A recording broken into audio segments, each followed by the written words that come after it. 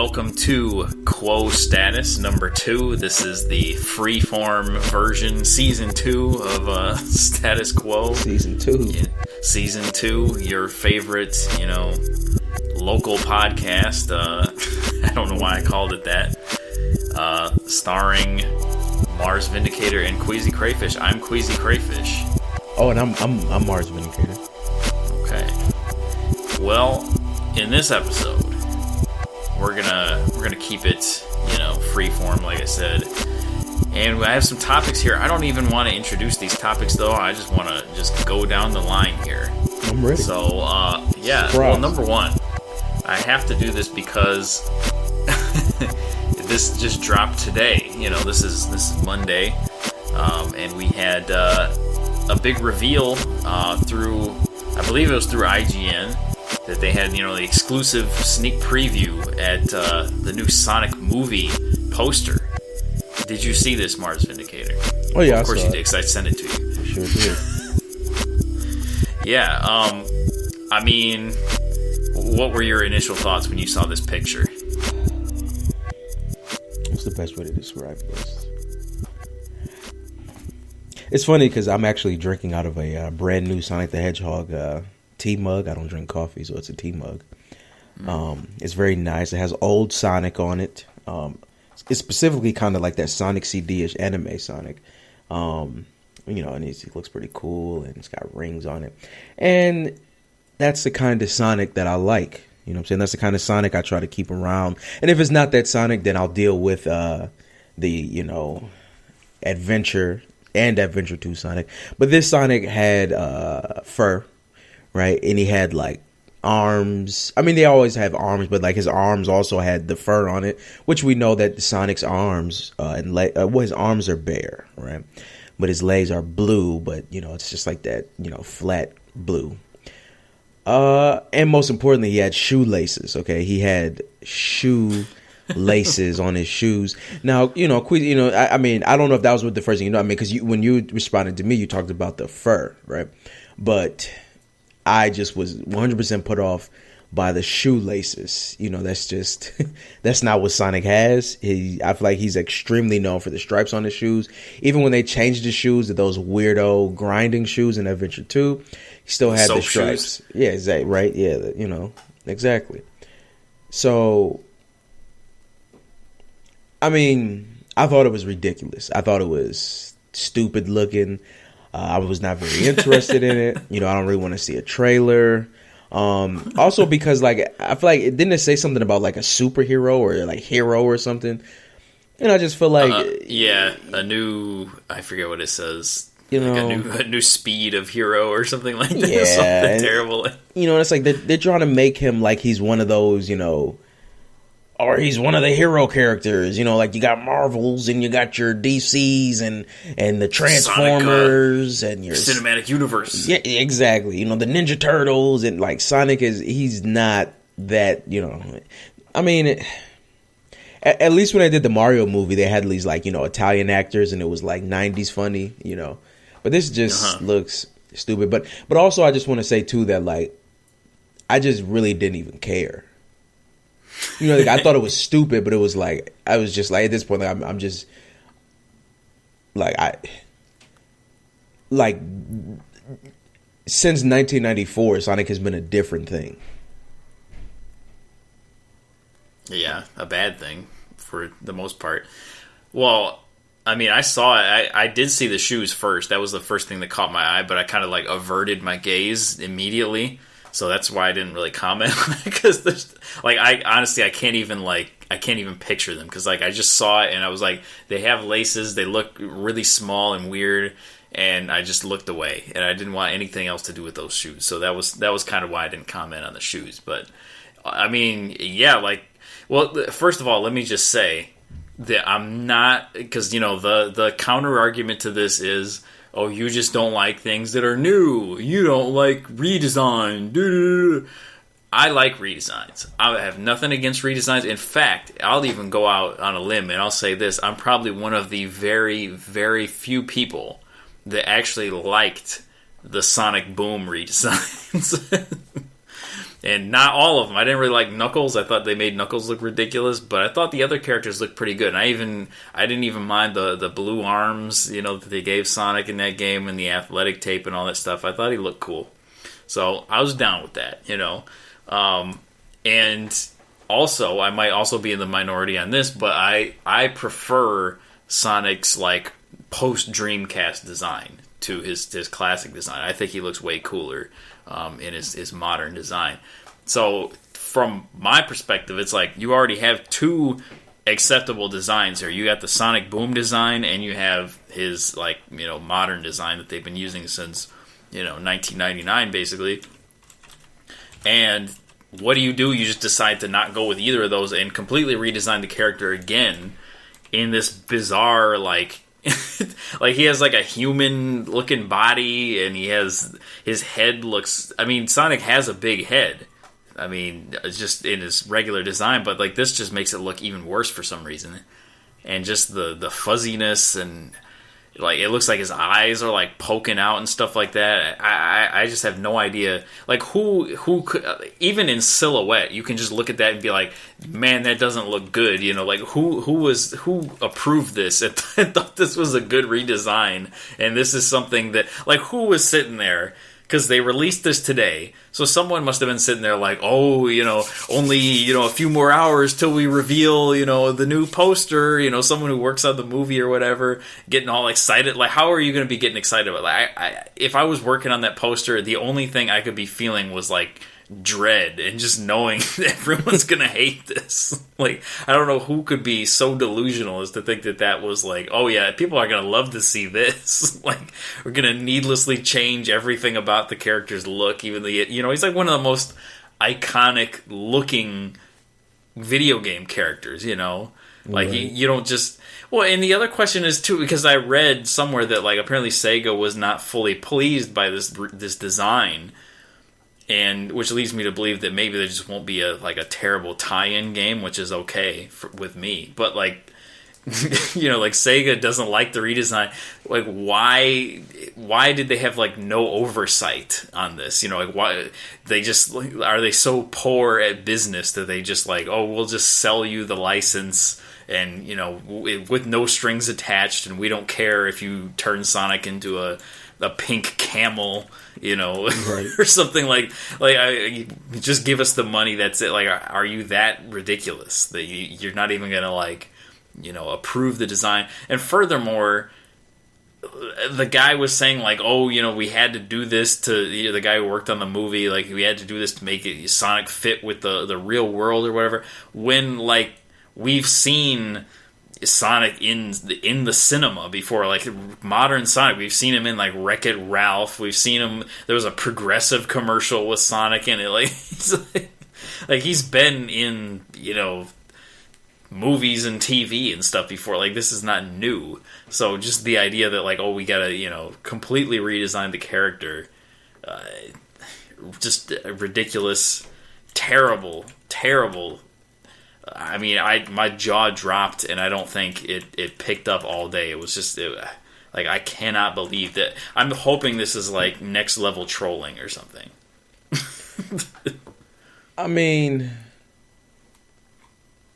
Well, see, yeah, and that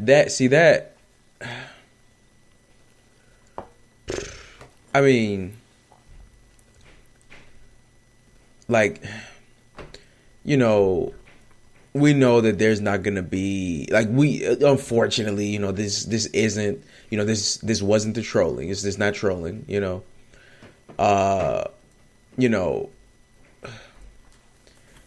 it's just ridiculous. It just looks ridiculous. Everything about it is just stupid. I don't even know, like, what else to say. And the thing that gets me even more is just that, like, the fact that, like, this is where Sonic is in 2018. Like, he's trying to, or like they're trying to have him compete with, Detective Pikachu. Well, Detective Pikachu, or like whatever. Like, it just all looks stupid. Like, meanwhile, like, Smash just came out, And like Mario's just over here, just like churning out hit after hit on his, on the Switch, while Sonic is just over. I mean, like, what did we just get? Sonic. What was that game called? Like Sonic Forces. Yeah, I mean, like, you had to think about it. Yeah, exactly. I mean, it's just, it's honestly just ridiculous. It is honest, 100% just ridiculous. Well, yeah, because people are like, oh, Sonic and Mario aren't really competitors anymore. That's not even the point. At this, like, they don't even need to compete. This is just like, somebody. This is like, the kid you knew in high school that, like, his life is terrible, and he's got, he's paying all this child support, and he can't hold a job, and he's getting kicked out of his mom's house, and he's just doing bad, and like meanwhile there's like that kid that he was beating up in high school all the time, who's making $100,000 a year and has got a wife, and like right. like it's just kind of like that, like they're not even directly competing anymore, but it's just like it just looking at it just makes you sad. Oh yeah.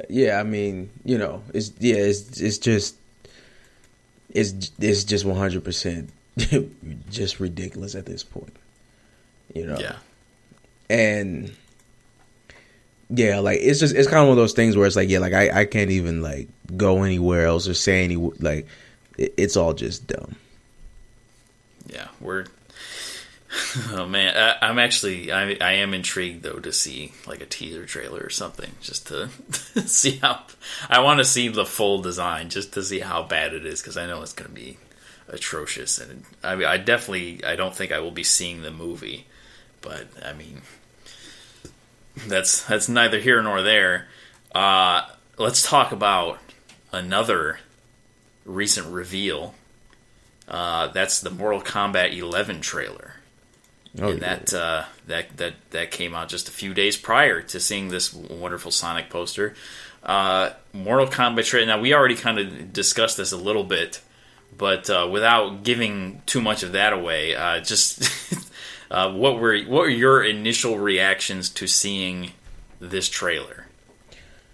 I mean, honestly, my initial reaction to it, I mean, I was pretty much just 100% all for it. I was like nothing but hype when I saw it. And I just thought the trailer was dope. And the reason being is that now another realm, if you count, Injustice and Mortal Kombat, they've now put out 4 good games in a row, right? So as far as I'm concerned, they have a very good track record. So if they give me a trailer with something, I pretty much just know I can trust that, this will be a good game. It's kind of like when you see the trailer for the new Smash Bros, right? Like, yeah, maybe one will come out and it won't be as competitive, but like, it'll be good. The Mario game will be good. You know what I'm saying? Like, the new Tekken will be good. You know what I mean? So I'm kind of dealing with them more like that at this point. Like, oh, like this exists, I'm hyped for it.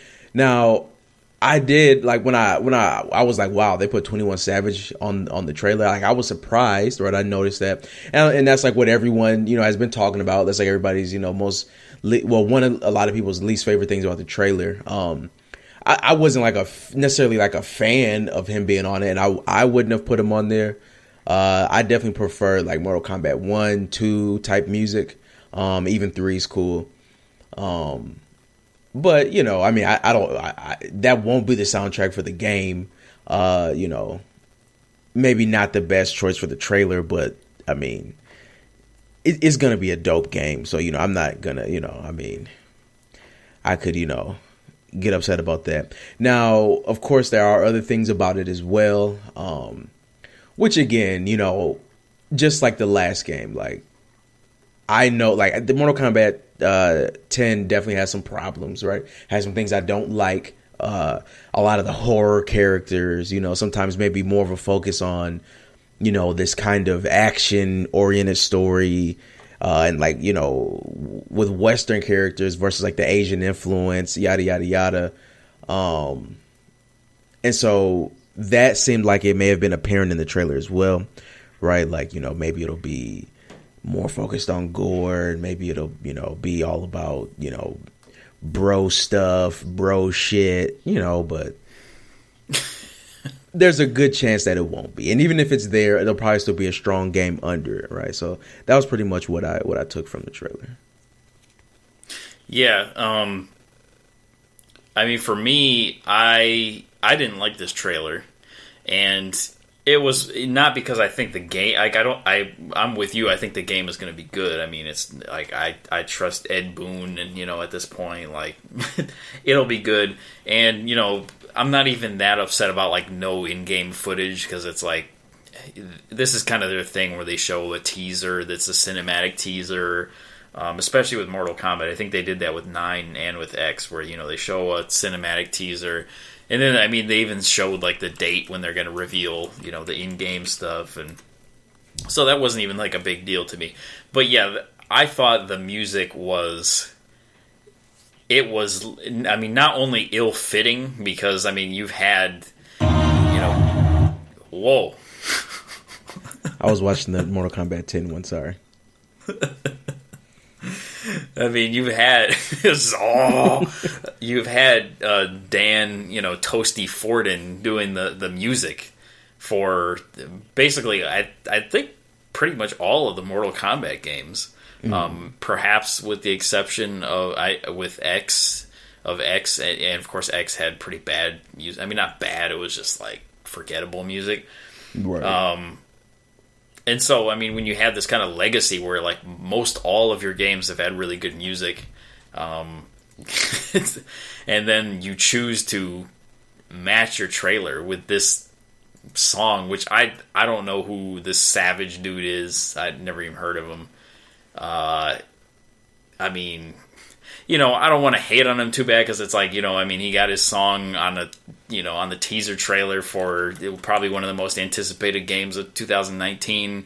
And meanwhile, I'm, sitting at my desk doing a podcast, so like, like, what am I doing with my life compared to that? Like, I can't really hate on him, but like, personally, I just thought it was whack. Like, the lyrics were terrible, the rapping was terrible, the beat was terrible. And I just thought, like, if I'm down with them putting a rap song on a Mortal Kombat trailer, but it's got to be something that has, like, some balls to it. Like, it's got to be, like, Wu-Tang or something like that, And, like, this just was... I just feel like that style of rap just has no... Like, there's just nothing... It's so anti-hype. Like, you can't match that. I mean, there's these images of them, punching each other through the air and ripping each other's faces off and stuff. And meanwhile, it's like, let's go toe to toe, let's go blow for blow, like this lazy ass style of rapping, and this like dime a dozen beat with the stupid hats, and like no melody, and these like just weak ass snares and stuff. I mean, compare that to like ODB on Protect Your Neck or something like that. Like, there's just like this huge valley between the two of hypeness, and so I just felt like if they were gonna go that route, like why would you pick such a just not hype song? And on top of that, I felt like the lyrics were very much, to me, they kind of like I was triggered by the lyrics, because they brought in these like memories of like tournament fighting games, because he's talking about like he loves winning and all this stuff, and I'm just thinking about like, oh man, like this is a fighting game. This is another fighting game that I'm going to be looking forward to, and then I'm going to get it, and then I'm going to realize that I got to learn all these combos and all this stuff, and I'm just not going to have the time or the energy or the patience to deal with that, and that kind of pissed me off. And then, yeah, like you said, on top of that, there's the focus on gore and horror and stuff instead of the martial arts influence of, what Mortal Kombat used to be. That kind of upsets me a little bit. So I just thought it wasn't a great way, at least for me, to represent the game or to give a good first impression of the game, because it just looked like kind of the things I didn't really like about fighting games and Mortal Kombat. Well, I mean, yeah. I mean, I could definitely see all that. I guess it's just, it's one of those things where, I mean, and this is kind of why this is kind of exactly why I always say like I don't like trailers. I don't like all this stuff because it's kind of like I guess I just kind of don't like sending myself through like all these emotions for like something that I don't even actually know about yet. You know what I mean? Mm-hmm. And that's kind of where I've always been. Like because I've experienced times where. You know what I mean? Yeah, like you get so hyped for a game and you just, oh, you can't wait for it, and you wait for like 2 or 3 years and then you get it and then it's like, the game doesn't have, an input mechanism. It's just the title screen, and the rest of it is going to be DLC. You know what I'm saying? Like it's and so I guess I've just always tried to, just take this stuff with a grain of salt. You know what I mean? It exists. Shao Kahn, Raiden, and Scorpion and Old Scorpion are confirmed. Yeah. And there's supposed to be some kind of single-player mode that sounds like it's going to be somewhat extensive, which I'm hoping... I was just looking this up earlier today. Did you ever play the Conquest mode in Deception? Oh, yeah. Oh, yeah. Like, that was... I mean, it looked terrible. It looked like PS1, but that was really cool. I think I played like the whole thing as well. Because I mean, you got to go to all the different Mortal Kombat realms, and you'd be walking around the Nether realm, and Scorpion would pop up and give you a mission or something like that. Like it was really cool, and so I would love to see something like that again. I mean, even if it wasn't super cutting edge graphics or something like that, just the exploration of the Mortal Kombat story, I think would be really awesome because I do like the story quite a bit. And that I do think because I kind of heard that like, well, I guess apparently too maybe there was some Twitter poll. And Shaolin Monks 2 got beat out 11 as like what should be the next game or something like that. Because I heard I guess that like that the story mode in this may be like akin to like Shaolin Monks. So maybe they even do something that's like, it is quite extensive and is like because like King 50, I don't know where he got this information from, but he apparently heard that it would be like Shaolin Monks and it like that would even have like like a multiplayer type of thing, maybe like a co-op type of thing. And so like if they really make like a full on game like that, that would definitely be very dope. Well, and especially because they've taken longer to even announce this game. Because, I mean, they had been going on this, 2-year cycle, where they had 9, and then they had Injustice, and then they had X, and then they had Injustice 2, and then everyone was expecting some kind of MK11 announcement at, E3 and everything. Didn't see it, so, they've taken a little extra time with this, so that would kind of explain it if it does have this extensive single-player mode, so. Right. Well, speaking of fighting games... There was some announcements regarding Tekken 7. Oh, yeah. And, I mean, the characters, they're just available now, aren't they? Not all of them. Just Armor King and Marduk. Craig Marduk. Yeah, Craig Marduk and Armor King. And eventually Julia and Negan will be in the game. So, your thoughts? I mean, fuck that whole Negan thing. We've Did you watch that? Back and forth. Did you watch that Negan trailer? Yeah, I mean, it was stupid. I mean, the main kills thing. Paul. Yeah, it was like, oh, literally, I was just like, oh. I mean, it's ridiculous to me that they can make this whole thing where you take all these Tekken characters and put them in The Walking Dead, but we haven't even gotten stories or endings for the DLC characters that they put in the game. I want to see a Anna ending or a Lei ending or something like that. I mean, correct me if I'm wrong, but I don't think we've seen that yet. And I mean, I'm just so over guest characters. I'm just so over that. So I mean, fuck Negan and all that whole thing. I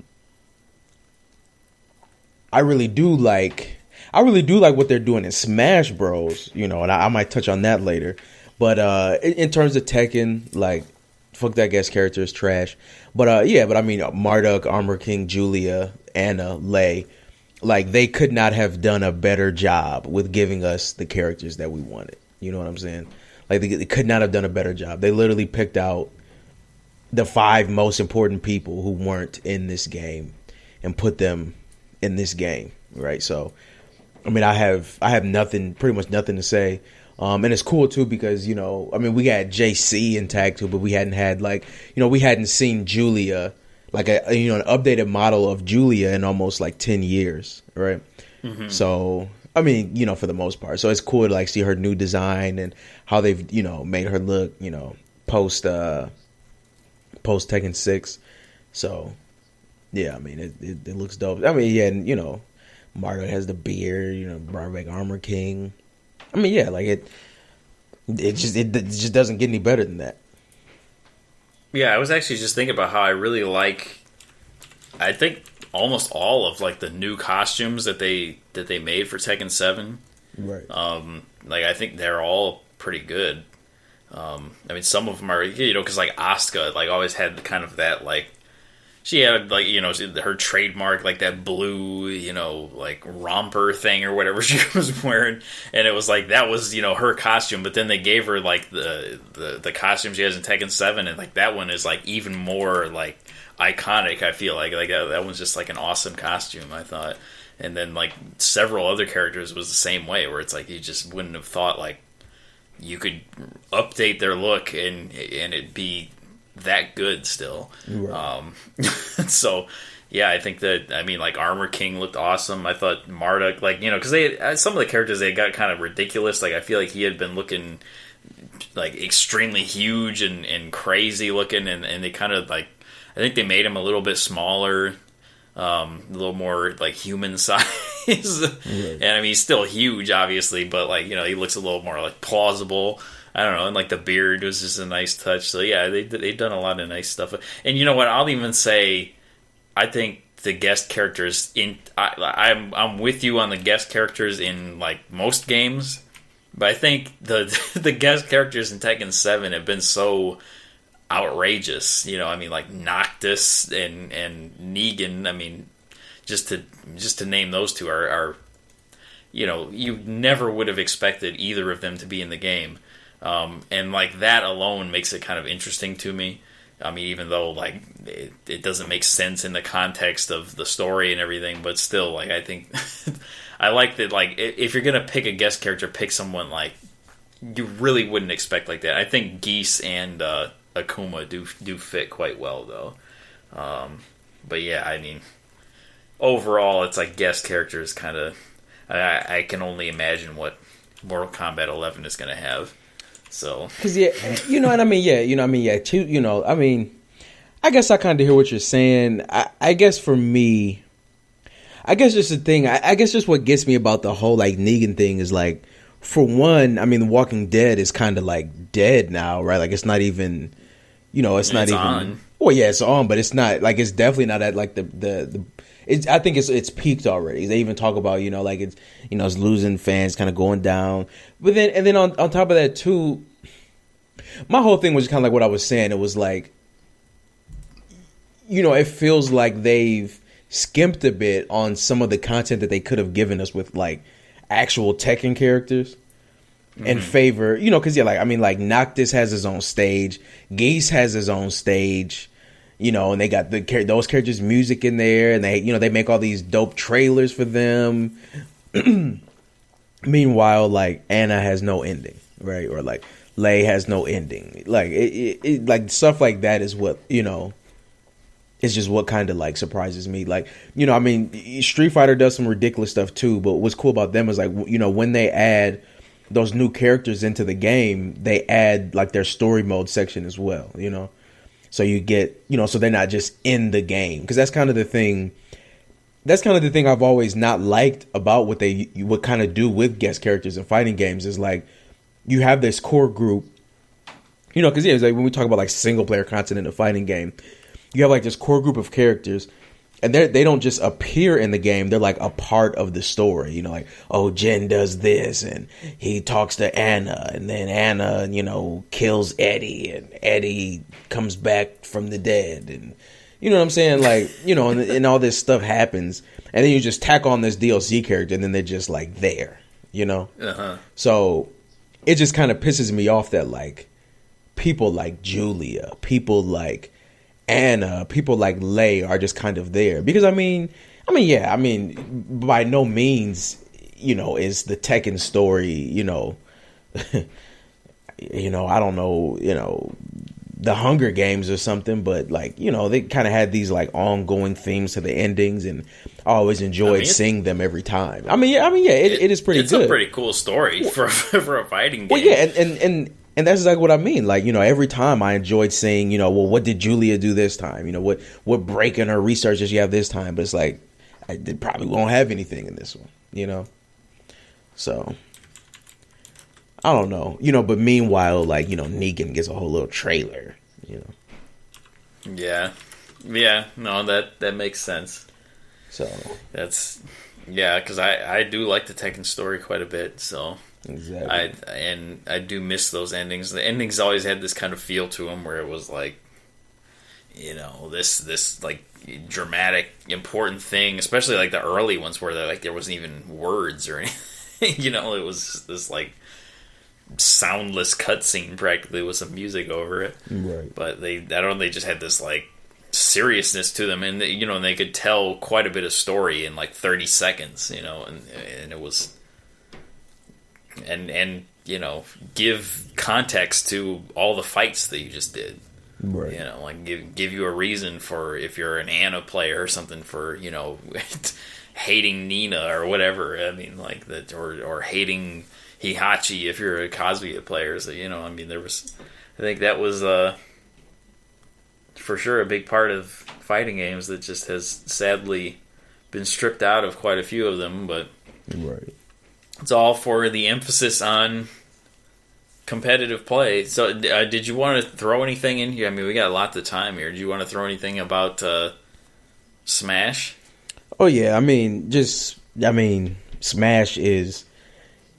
Smash is dope. It's every time I get on the Switch and I play like a Switch game, it's just so refreshing. And Smash was so good, it made me sell my Xbox One X, okay? Because, you know, it's like, you know, the Xbox, you know, and it's got like, you know, one game on it and stuff. And then that same game you also play on the PC. But then you just get on Smash and it's just loaded to the brim with content. Now, I will say that like their options for online play are like pretty shitty, especially for something that's out in like 2018. But you know, just the momentum and everything. I mean, they released the GameCube adapter, the GameCube controllers. They have wireless GameCube controllers that you can get. You know, it has the 8-player Smash like last time. It's got all these characters, and then what's even cool too is like what they do with the the spirits, like the little assist characters in the game. Because I mean, there are just so many. Like, I mean, like one character could have like a girl from Fatal Frame. The other one has like Akira from Virtua Fighter. The other one has like, you know, Lugia.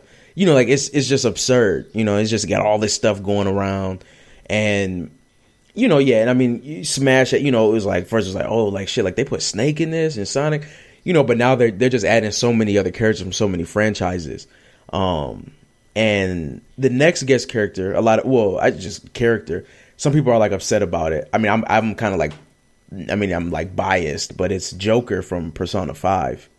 I know, like, you know, that's like the biggest game in the world. But I mean, it's just dope. You got all these Japanese franchises in this game. You know, and because that game has like a single player story mode, like an RPG type of thing, and you just go through it. I mean, it's just nuts. Like even so for example, like they each have like their own like, you know, arcade mode path. So like they try to do like a good job with like recreating things that are like relevant to that character. So like they have like the Metal Sonic battle. So like you just fight Sonic, but he has like that like metal coating on him. That, you know, that's like a power up that you get. They have them do like a little race and stuff. They even do one stage where it's like a Sonic Heroes theme stage, and you fight 3 Kirbys, and one is red, one is yellow, and one is blue, and like the Sonic Hero song is playing. Like, you know, they just you know, they do so much in that game, and it's like it's like the Japanese video game Hall of Fame, you know. And I will say this now so that, you know, when it happens, you know, everybody, you know, I can be like, I told you so. Haha, I was right. You were all wrong. One of the guest characters will be Chrono from Chrono Trigger. Okay. Yeah, I can see that. And if you want to know why, that's a no-brainer. Well, is it? Because see, a lot of people, I feel like people are like, no, you know. But it's not just because Chrono's popular, but it's because if you notice, I mean, some of the franchises are a little off, but like Castlevania, Mega Man, Street Fighter, even though it's 7, Final Fantasy, they have like a heavy focus on those franchises that like popularized the Nintendo, like the NES and the SNES, you know, that were third party. So, you know, what's more like after Final Fantasy, after first party, what's the most prolific SNES game? Chrono Trigger. Yeah, it's got to be Chrono Trigger. I mean, because you already got NES in there anyway. So yeah, exactly. That's what I'm saying. Like, you know, cut out the first party, cut out FF. Chrono Trigger's next. So it's got to be Chrono. Well, I mean, they did have what was it? What's that? The Gaia game or whatever? I forget what it's called. Legend of Gaia or Sword of Gaia or something like that. And they had all those games. But like, fuck that was like games. a whole series. That was like a whole series, though. And well, I mean, but it's not even close to being Chrono Trigger level. I guess like Illusion of Gaia. Yeah, Illusion of Gaia is on there. Star Ocean is on there. I mean, there's a lot of SNES RPGs, but I'm just saying, like, you know, after first party, the next biggest thing on there is the Square stuff. Yeah. For sure, you know, and then, you know, because I doubt that they'll put like a SNES era Final Fantasy character in it. I mean, they're in there as like assists, I think, already, but they won't put like Terra or Bartz or anybody on there, you know, Sid. But Chrono, aren't there like multiple Sids? What I mean to say Sid, I meant to say Cecil. From 4, but yeah, there are multiple Sids. Oh, I don't even know any of the Final Fantasy characters except you know, Prompto and them and Prompto. Lightning and so on and so forth. What a terrible But yeah, game. I mean, I kind of would like to get that game at some point. I still gotta get Let's Go and everything. Switch is like so sneaky with me because I like focus on PS4, you know, for myself, but like, there's all these games on Switch that are just passing me by. So I'm telling you, man. Like, that's honestly why I got rid of my Xbox, because I was like in this like PS4 Xbox world with the Switch on the side, and it was just like, hello, you know, like every time you turn around, there's like, you know, some big game on the Switch that you're playing, and like you never ever play the Xbox. Like, that's. Like, PS4 versus Xbox it's not a real thing. It's a fake thing. It's a fake thing.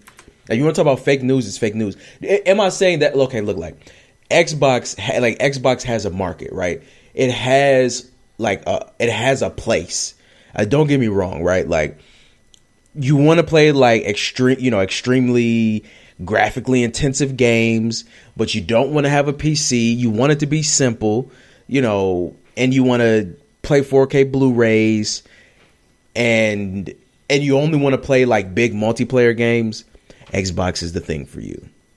Okay, I'm not gonna lie, but if you have a PS4 and you have a PC, there's no reason to own one of those things. Yeah, or if you're into any kind of like single player content, exactly. Because there's no games on that. I mean, like, no. Yeah, like there are games on it, but they're also on the PlayStation 4. Yeah. And then, you know, the Switch stuff is just, I mean, it's all there.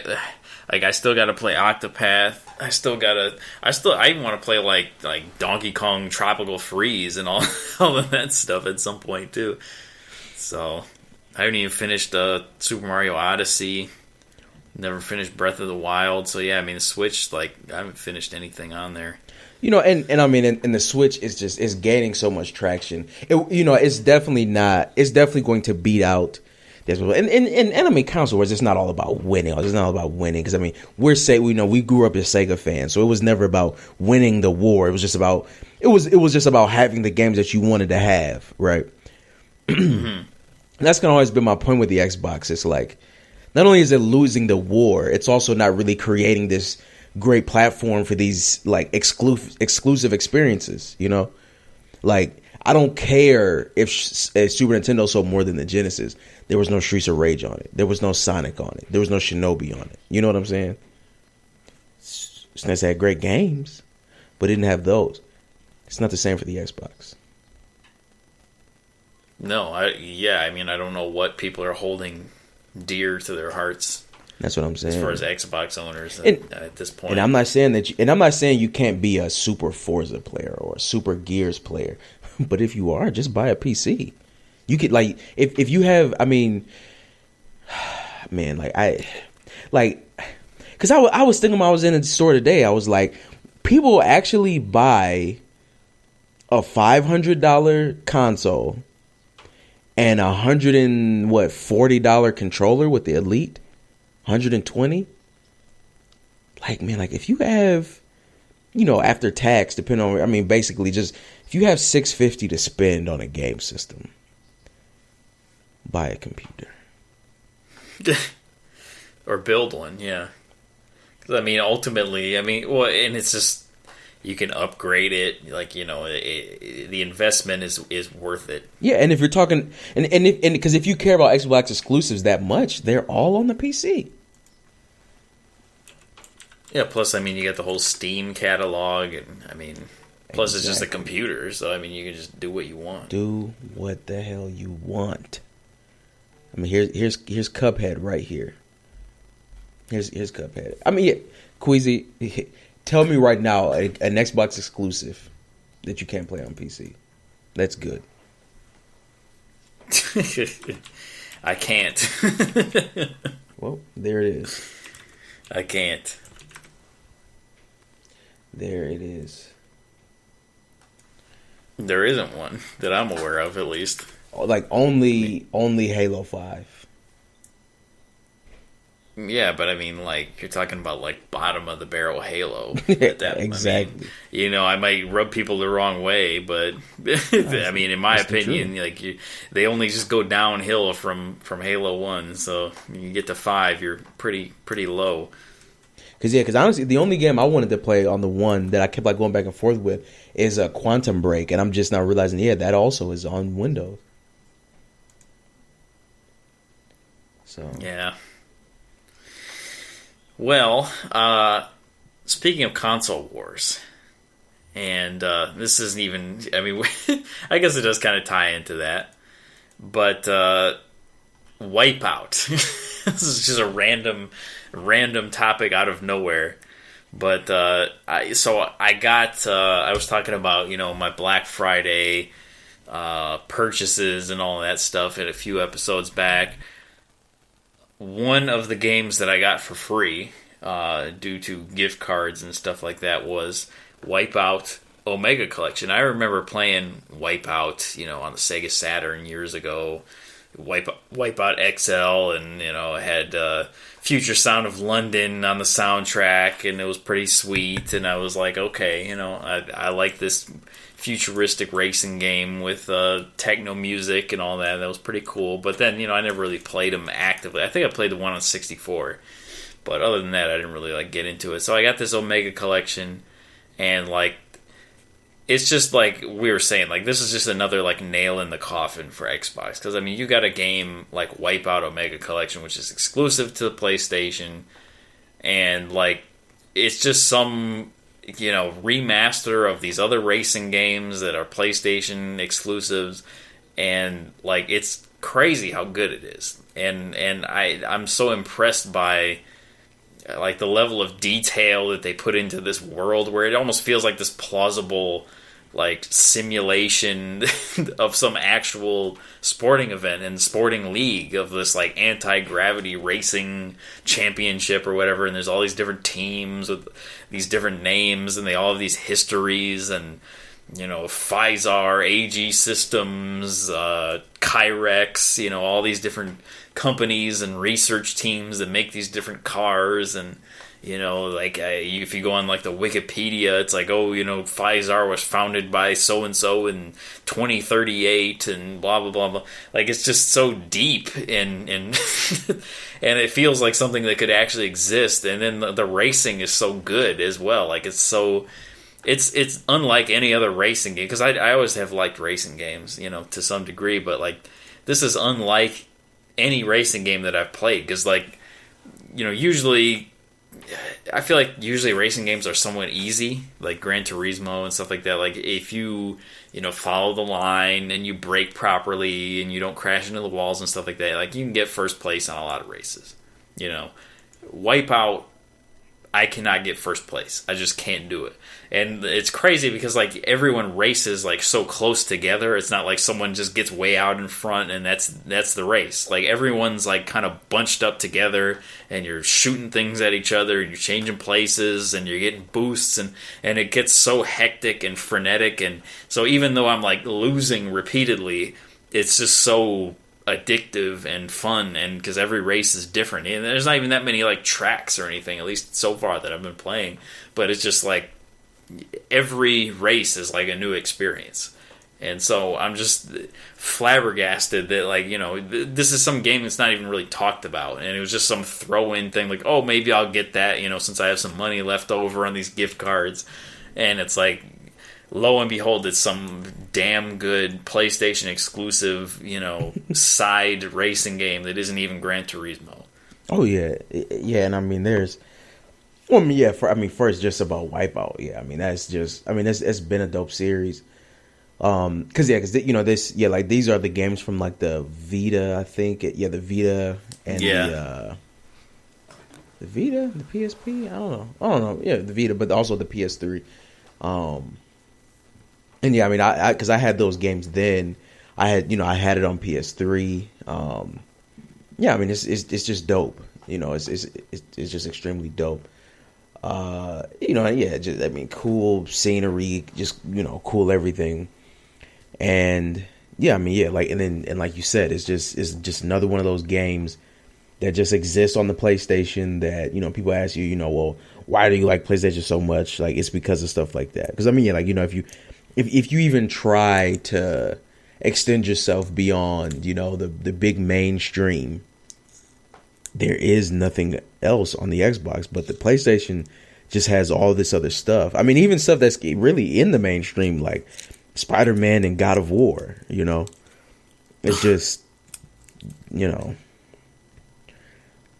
now it has PUBG too.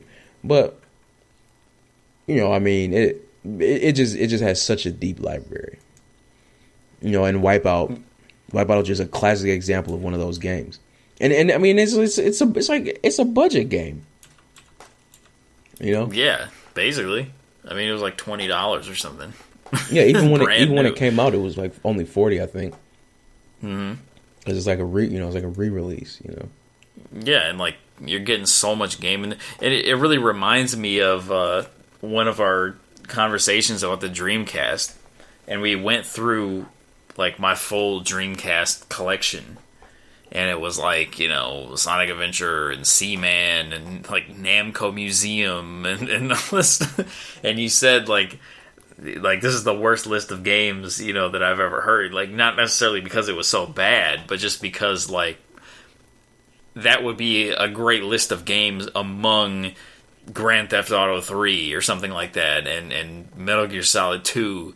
But like those things don't exist on the Dreamcast, so it's just like all these side games and stuff like that. So the PlayStation 4 is like the culmination of that, to where you have big mainstream super hits, but then you also have all these like incredible side games, right? that just push it, over the edge completely. No, exactly. Well, and even that, I mean, I could respect, a system with stuff like Seaman and Shenmue and, you know, all, because I mean, at least they're exclusives that are fun, we'll rip it all the time for not having GTA 3, but by God, at least it was its own thing, Yeah. I have way more respect for the Dreamcast than I do for the Xbox One. I mean, the Xbox One, I think, is the worst console in if you want to talk about since like the NES and you look at mainstream consoles, hands down, I would rank it the absolute lowest. Wow. Worse than Wii U. Wii U had exclusive games. Like Wii U had like very specific experiences on it. Wii U at the time had Smash Bros on it. Mm-hmm. You know what I'm saying? So yes, and Breath of the Wild. Say what you will. Yeah, I mean, yeah, it got Breath of the Wild later. I mean, yeah, you had like the HD Zeldas on it. It had Bayonetta 2 as an exclusive for a while.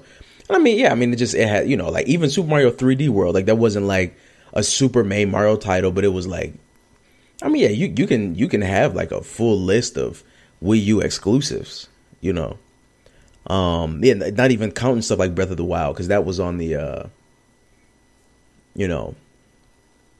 on the Switch as well. So yeah, I mean, Wii U is definitely down there. I mean, it's it's. I mean, I'll put Wii U close to the Saturn, but I think you have pretty much. I think you have like everything else, like kind of like in this like group where it's like competing with each other, and then you have like the Wii U and the Saturn. That's like, okay, kind of bad because you're missing all the mainstream stuff, but you have some exclusives, and then you have the Xbox One X or the Xbox One that has like Microsoft it cannibalized itself. You know what I mean?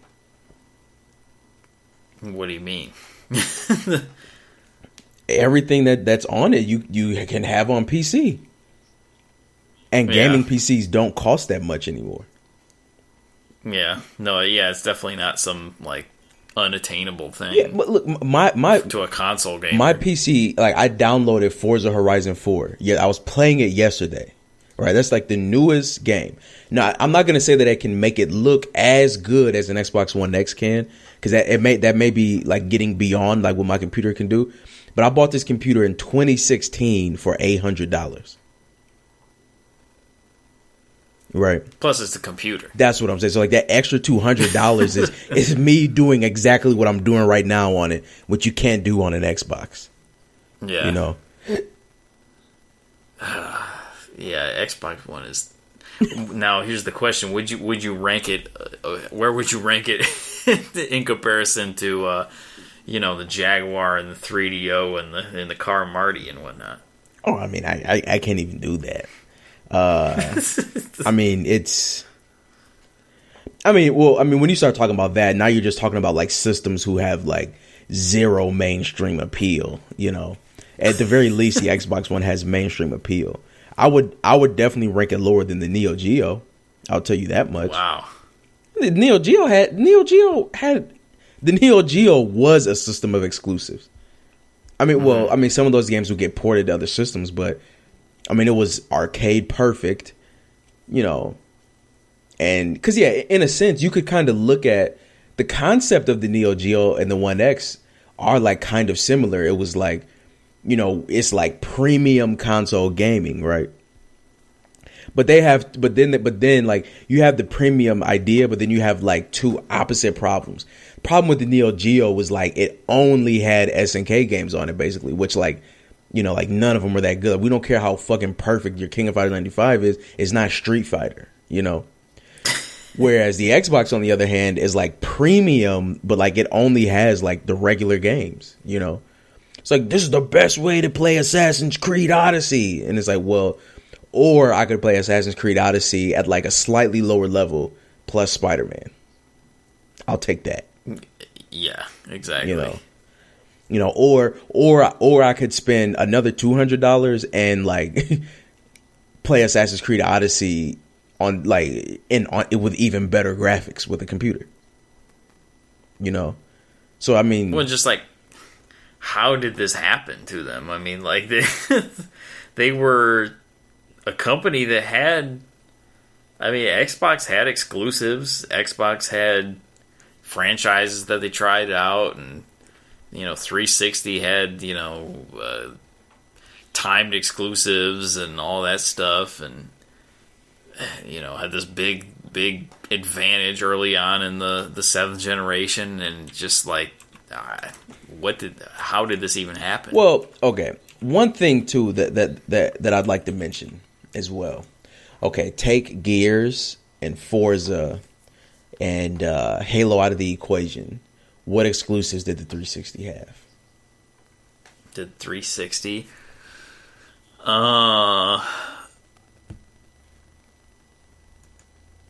Good question. Exactly. I mean, it had some of those.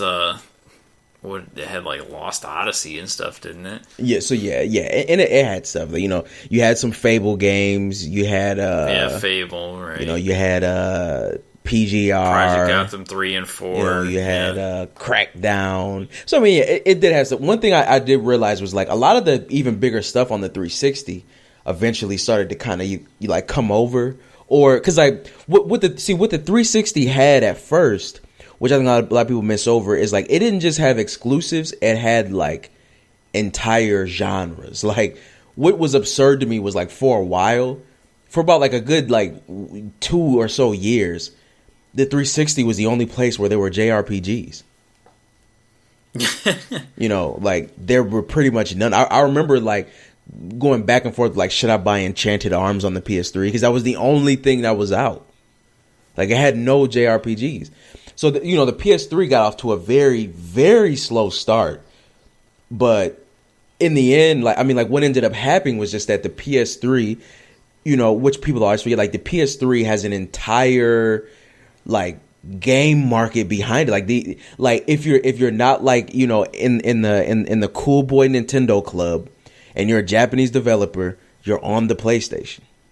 I mean, you're gonna have the couple people that step out, because they have enough money, like the Capcom games, and now the Final Fantasies, the Metal Gears.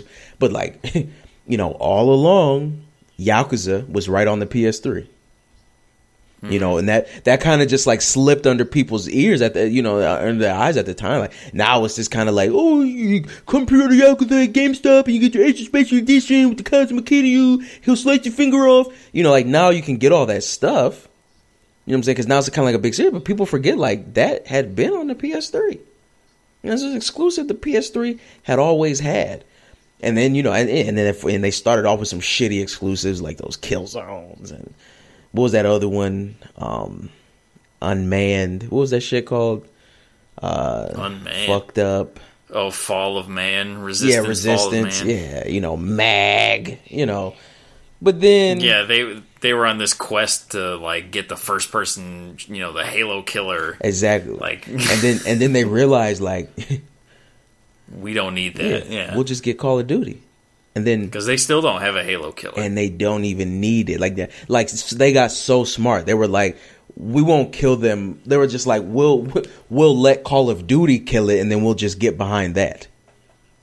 And that's exactly what happened. Yeah, like and then they kept going with their strong single player games. It was a strong. I mean, yeah, it had God of War 3. It had the original Last of Us. You know what I'm saying? It had Metal Gear Solid 4, which.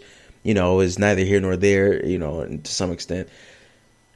But yeah, so, even taking that back, I think a lot of people, the point I just want to make here is that I think a lot of people remember the 360 for, like, I think they remember it being, like, stronger than it actually was. There was definitely a time where, like, the 360 was, like, on point, but the PS3 caught up. And in the end, it ended up edging it out in like total sales, which I think is pretty big, considering how long of a time it had like, an edge over it. And that just set the stage for the Xbox One, because, like by the end of that cycle, a lot of those, it had a couple things like Mass Effect early on, but then you were just left with like some shitty Halo games and, Gears, oh great, another Forza, And that just continued right on into the Xbox One. And they thought they were just going to win it by having this strong internet platform. But Sony they just got on board. Yeah, I feel like Gears was really like the Gears 1 was like a big turning point for me as far as being an Xbox fan, because I remember being like super excited for that game, and I got like the like special edition, which I usually never even do, but it had like some like metal box that it came in, and it was all cool, and it had some art book and everything, and then I played the game, and it just wasn't that good. Like, it just wasn't appealing to me. It wasn't that fun. I mean, it looked really nice at the time, but it just wasn't, and it was a struggle to get through the game. In fact, I don't think I even made it all the way through the game until I was like in college, and I played it with friends, because like that was the only way we were doing it. That was the only way it was really fun, is if you had somebody else there to play it with you. And I just remember being like hugely disappointed in that, and I was disappointed in Ninja Gaiden 2 as well.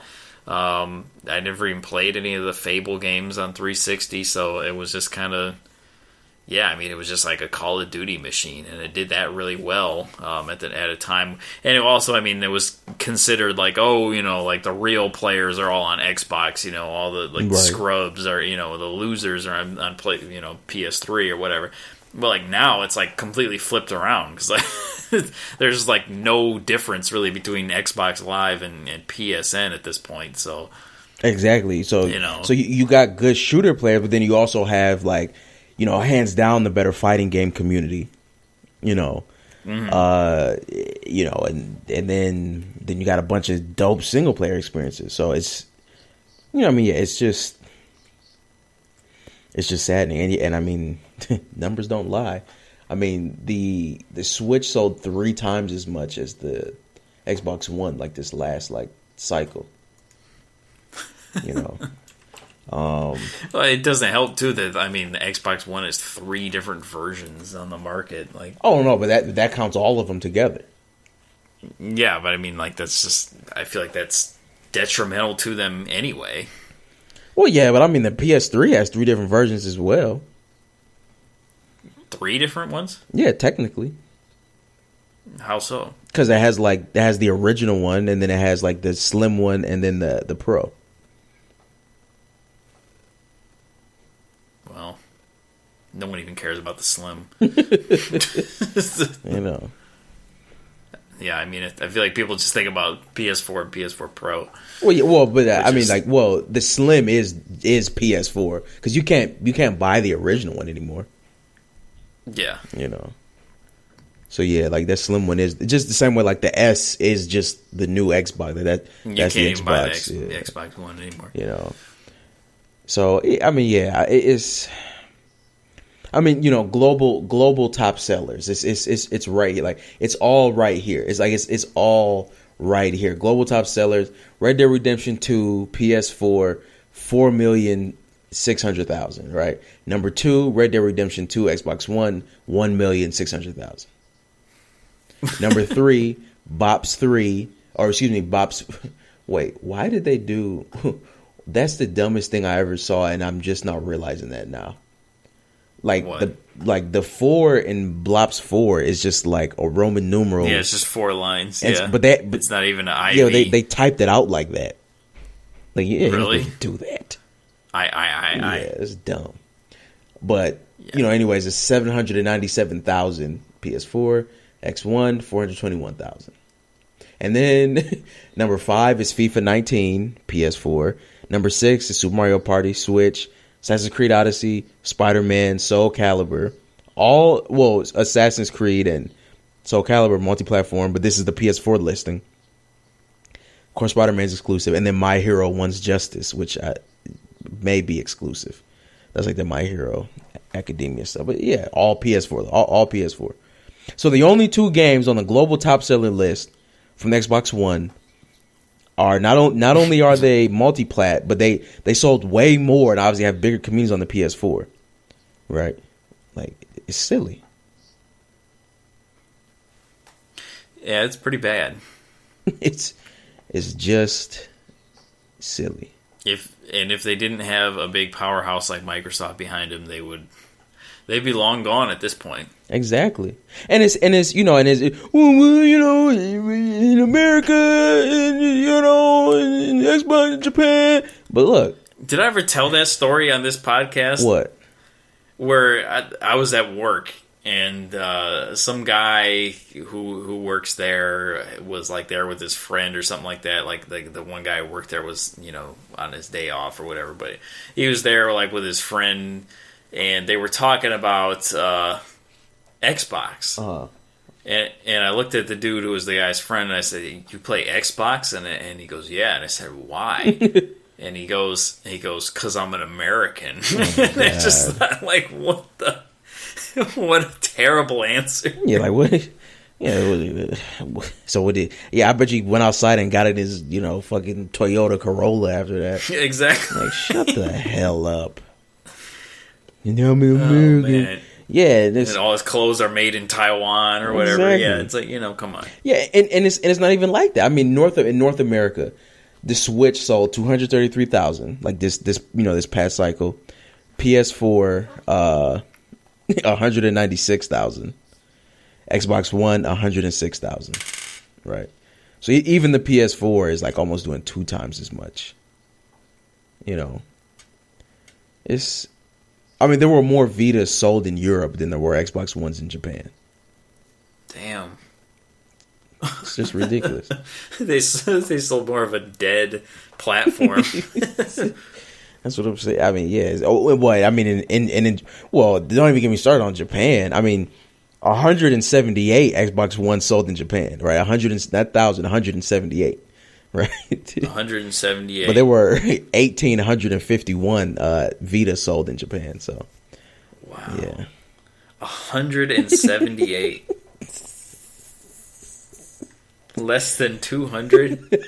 like, look at that stat. 178.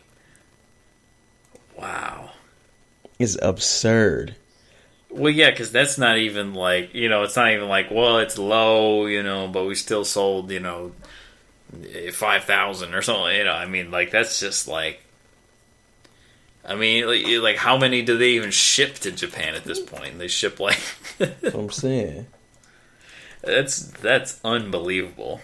How many people live in Japan? Like half of America. So 125,000.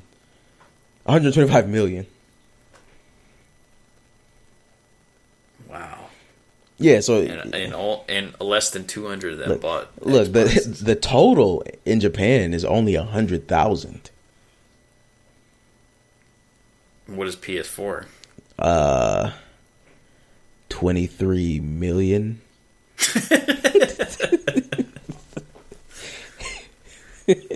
Jesus. Yeah, and that's what I'm saying. But so the total and for America for the PS4 is 22 million. Total for the PS4 in America is 28 million. The total for the Xbox One in America is 24 million, right? But then you go to Europe and the total for PS4 is 34 million. And then in Japan, oh no, sorry. That was the PS2. That was the PS2. It's 7 million in Japan. Still a lot more. 7 million to 100,000. Yeah, so 34 million and then 7 million. So you got a total of 85 million PS4s with a total. And then, it goes, North America, Europe, Japan, 24 million, 10 million, 100,000. And then 4 million in the rest of the world. And Japan's rest of the world, PS4's rest of the world is 15 million. So that's where the 85 and then Xbox One is at 39. So the Xbox One has not sold more than the SNES, the NES, the 3DS, the PSP, or the GBA. And that would be fine, like, if... I feel like, if they were only producing so many and they weren't, like, putting that much... it's just like there's so much marketing, muscle being put behind it and so much, like... I feel like they produced so many Xbox One X's, like thinking it was going to be this big thing, and I just feel like they have to be losing money, like just based off like optics and everything, because like there's no way that they're like doing like conservative manufacturing numbers and stuff like that. Like they have to be losing a lot of money on this, because if they were just kind of like, oh, we'll produce this many for Japan and this many for Europe, based off of our track record and everything, like you could conceivably still make a decent profit on it, even if you sold way less than Sony did. You wouldn't be the top dog, but you'd still be turning a profit and doing being in the black. But I feel like they're not. I feel like they really thought Xbox One X was gonna be this huge thing, and I mean, I guess apparently, I guess it's okay. I mean, if we're basing that like view off of like what we see here, I mean, we can see where like the numbers are pretty on par here, 24 to 28. It's quite even right here. Mm-hmm. The problem just comes with like the rest of the world. So, I mean, I can tell you right now, like this advertisement that you're talking about does not exist in Japan at all. I haven't been there since the One X was out, but I was there for like the early launch. And and I didn't live in the woods. Like I lived in Tokyo, right? Like where all the people are. So, you would go to plenty of stores who just didn't even have an Xbox section. This was while the 360 was out, while the Xbox One was out. They're like that level of advertisement is just, it doesn't even exist there. Like you don't really catch Xbox commercials. Like it's definitely not there. I mean, I can't speak on Europe, but so they're probably not really losing money in Japan, because they're probably like they've probably only sent Japan like 150,000 or something. They've sold 100,000. Like I mean, like they have to know it at this point, because I would hope. Yeah, so. Like I don't think it's a thing. Like I do remember like the Xbox One launch was like laughable there, but I still don't think that they like sent a bunch. It was laughable. Yeah, because they had like all these like lines and stuff, and like nobody went. I mean, I'll even tell you like this. I went I went to the Tokyo Game Show before those systems came out, and we got there before the doors opened, right? Like, and it was like this huge like mass of people outside waiting to like for them like to open the doors, and this wasn't like some little doorway. This was like a massive gate, because it's like in this this huge hall, right? Mm-hmm. And so they open the door and everybody's like stampedes in, everybody floods in, and like by the time I got, because like there was like this one huge hall, the first room, which is where the Xbox was, and then like the second huge room where like the PS4 stuff was. By the time I made it to that room, the queues for the PS4 were like done for the day. It's already done. And I mean the show was gonna be open for like 8 hours or 10 hours or something, and they were already like it's at capacity. But like, so after I got turned down over there, I like walked and like maybe waited behind 2 people and played the Xbox. Wow. So like there was no surprise. You know what I'm saying? Like even before it got started, they knew what was going on. So is just Xbox hate in Japan, or is just like there's just no effort to court Japanese gamers? I think that they definitely did some efforts with the Xbox, as we know. I mean, just having the whole Sega thing, they did a lot of efforts with the Xbox and with the 360. And I remember with the 360, there was like this show that they had on the Xbox Live that was kind of like, I don't know if you remember, well, because you didn't have like a PS3 during that time, so you probably don't remember Pulse, do you? On PS3, no. It was like Pulse with Christina Lee, who's like this Korean girl. She'd like this PS3 show, and she'd be like, Little Big Planet's coming out. They probably had something like that on Xbox. I didn't have Xbox then, so I don't know. But there was like this show, and there was like this guy and this girl, and they would like talk about Xbox, and it was straight up Japanese. But I know that's been canceled. I know that's not a thing anymore. And so like there were some attempts with those systems, but with the One, just no. I mean, like what Japanese games are on the One? Like what Japanese games are exclusive to the One? Like not a goddamn one. Yeah, like not even. Yeah. And let's not even talk about the fact that like Destiny, for example, is a PS4 exclusive in Japan. Wow. You know, so yeah, like it's just not even a thing. So, I mean, yeah, here, you know, I guess maybe this is why, you know, maybe for us it seems so outrageous that people even talk about the Xbox, because it's like PS4 is like blown out of the water. But I think that's because we, you know, to some extent we look at like what everybody else is doing, whereas they don't. Just like, you know, homeboy, you know, at your job, it's just like, I'm American. And like, yeah, I mean, that shit, like, that's it, you know?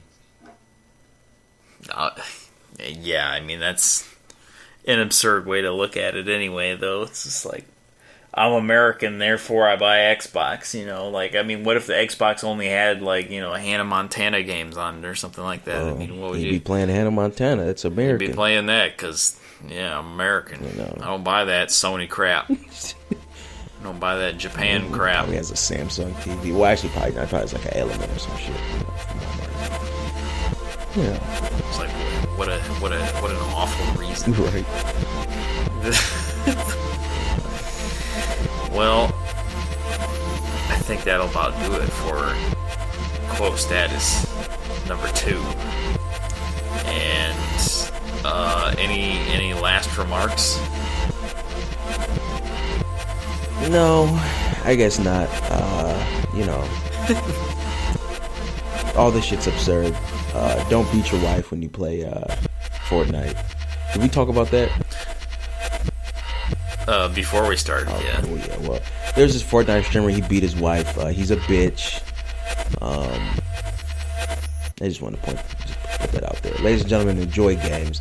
But if they let you, you know, beat your pregnant wife while you also have 2 other kids, I think it's time to stop.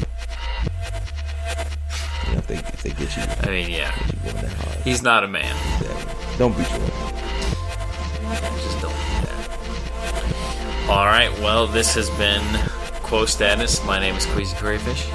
And I'm Mars Vindicator. And we'll see you next time. Peace.